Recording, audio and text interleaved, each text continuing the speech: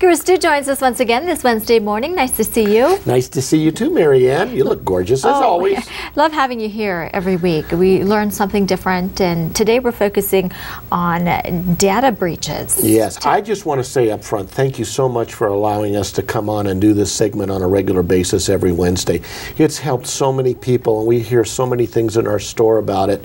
And, you know, without you being there to help us do it, you know, we wouldn't be able to take advantage. Well, so we have to thank you to you and your staff, and thank you for all that you've done for Sandia Computers. Oh, well, hey, listen, without you, we wouldn't be getting the word out. So. Yeah, well, that's okay. So this morning, it's an important topic. Yes. So let's get right into it. What's happening? Okay, well, we're talking today about data breaches. And a lot of you have seen in the news and that sort of thing, like, for example, Sony.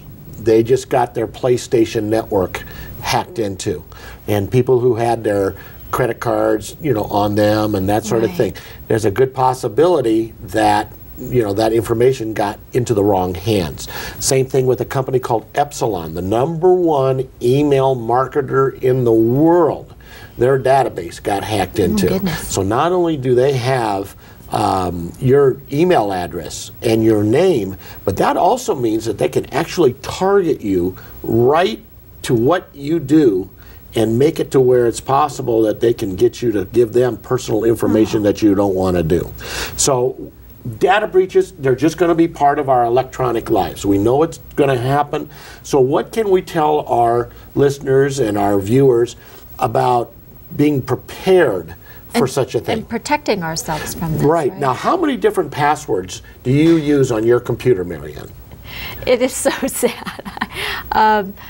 You know what, I'd have to say maybe a few. A few, okay. Which would be three. Okay, let's say three. A lot of people use the same password for everything that they do. It's a very big mistake, because in case of a data breach, not only do they have your email address, they also can get a hold, because of that, they can get a hold of your password and then go and see what other things that you do and use that same password. So tip #1, always use a different password. My personal preference would be to tell people, make sure you change your passwords on a regular basis. Oh, good. Good idea. Don't keep the same password for the last 7 years. Okay, but then it's just so helpful when you do, because write them down, tape them to the bottom of your keyboard, whatever it is that you want to do. But change your passwords very frequently. Okay, and some people do it even once a week. I tell people, you know, especially if you start getting a bunch of this bad email stuff that's saying we're trying to do this, you know, change it immediately. Good okay, idea. so you don't have to worry about that. Another thing that you want to do is you want to closely monitor your credit cards. Now, you may get a statement or an email from your credit card company saying that your account has been breached, okay, and they have data. Don't believe it. Go online and check and see if it really did happen. You know, go right to your credit card bank and make sure it's actually happened. More than likely, it may not. So they want to get that information from you. But if it has, immediately call your credit card company, get a new credit card with a new account number, change your passwords again, make sure everything is all taken care of there, and you're all set.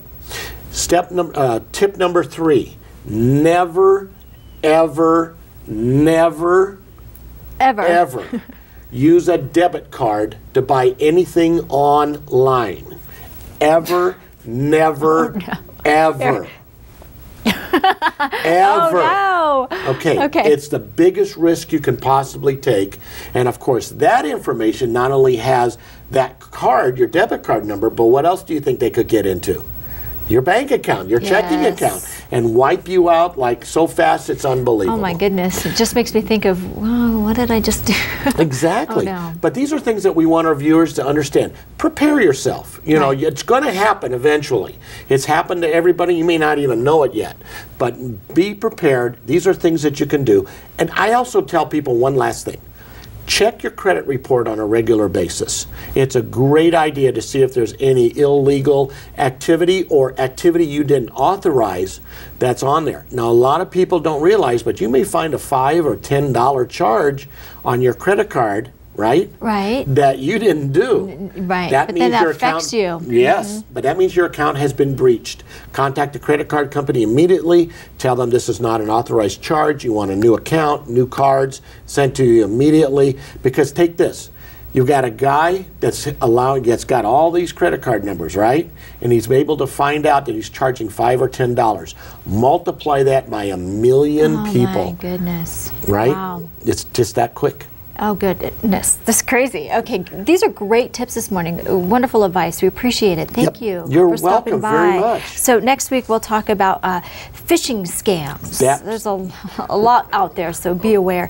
Thank you. They're going to reel you in, girlfriend. All right. Okay. All right. Don't fall victim. That's for sure. Sandia Computers. Make sure you give them a phone call 332-7777. Stop by and visit with Gruber Stu at 3625 Wyoming Boulevard Northeast, and listen for him Saturday morning beginning at 9 a.m. 1550 Kiva.